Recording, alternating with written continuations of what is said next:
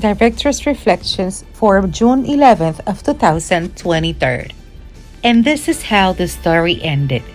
After spending a good period of punishment in the newsroom because of my first failures to write news that were denied, I returned to street, reporting more elusive than a guinea.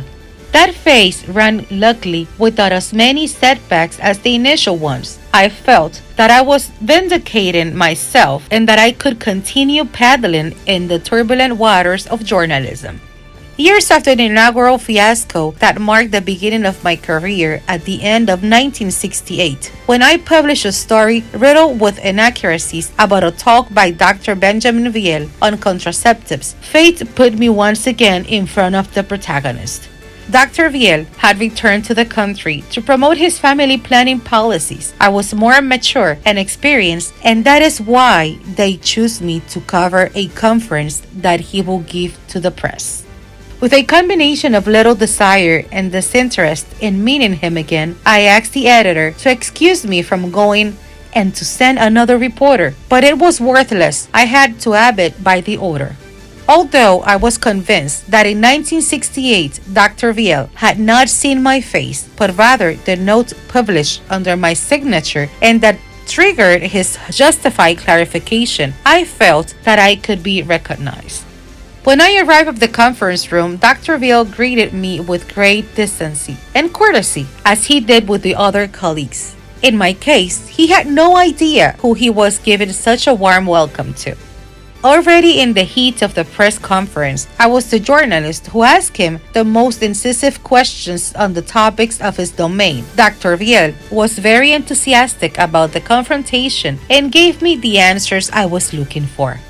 I felt in my waters and above all, confident that I would not disappoint him again with another mess of his statements, as I did in my unfortunate debut, because I was equipped with a tape recorder.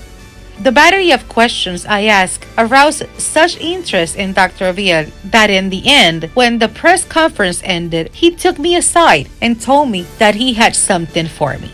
He took a few steps towards a plateau where his briefcase was and took out a copy of his latest work on the population explosion in the world.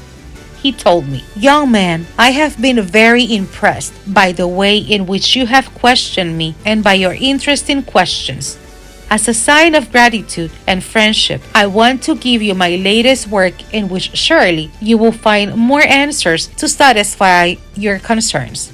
Give me your name, please, so I can dedicate it to you." I stayed cold. In a second, I decided that if I gave him my name, he will remember that annoying episode from 1968. And to prevent that from happening, I decided to give him my second name, Antonio, and my second last name, Bucarelli.